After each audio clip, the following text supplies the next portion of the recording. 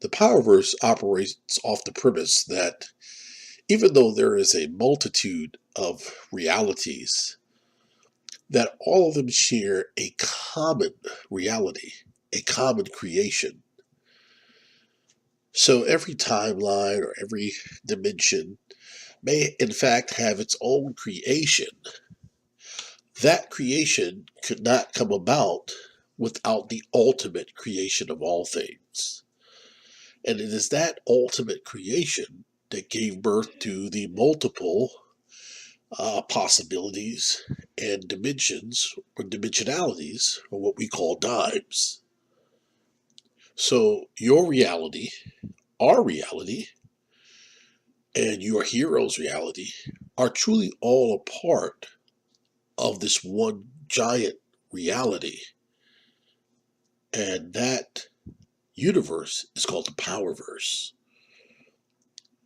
When the Powerverse was created, some of its sources and political energies were divided up and divvied up into uh, certain groups and clans and operational cabals.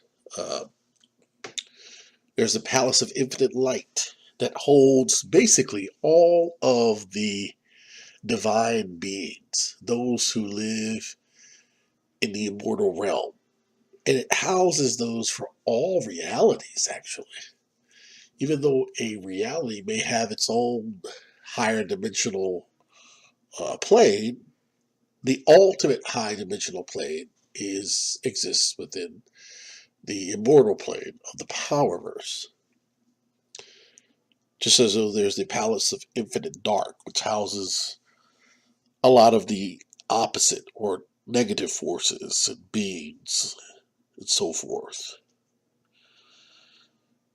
And for everything that creation couldn't use or didn't use or had an excess of, it ended up in something we call the waste. Well, these two titles explore a great deal of the mysticism and the darker regions and elements of the Powerverse.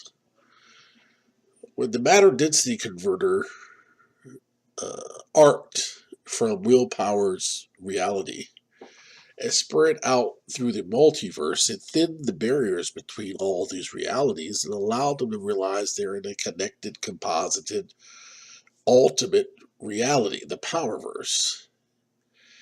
And it allowed these realities to be connected, at least through technology, magic, bridges, weaver gates, and a whole litany of commerce began to spring up between dimensions and dimes and vacationing and just interactivity between the dimes. It just became as though you found a new country across the Pacific or the Atlantic, or and trade just sprung up. So now there's interdimensional companies and commerce as you see the Powerverse expand. Well, that wave, that matter density wave, unlocked a lot of other things as well.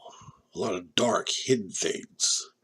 Things that were locked away during creation, the ultimate creation. Some people said that the spirits were awakened. Some people say the monsters were awoke.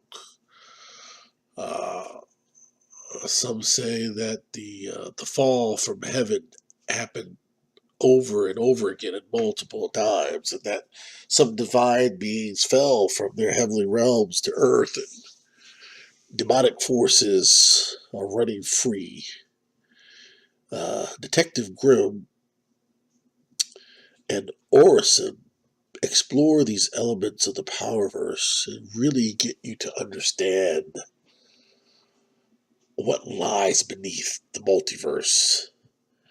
Uh, Detective Grimm, created by Talon Bray, is a supernatural detective who finds himself having to deal with these sudden influx of the thinnings and those who are caught in between and the things that lie beneath. While Orison uh, is about one wealthy man's journey to find the cure to his disease, but ultimately comes face to face with something from the dark side. And whether or not this gate will open up and expose this part of the Powerverse to the rest of the dimes is up for question. But these two titles will take you from the bright superhero laden world of the Powerverse into the darkest realms of the macabre and esoteric, and then back again to the superhero realm, because in the Powerverse it's all connected. So I think you're going to enjoy these two titles. They are excellently written, beautifully drawn, as you can tell, and they also open and unveil more of what's happening in the Powerverse. We thank you for your support and allowing us to unfold this great new creation of connected, creator-owned content.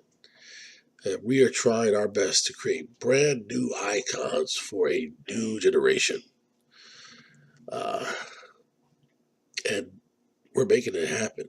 So until next time, remember, be powerful. Signing off as I, Vince White. Take care and pledge.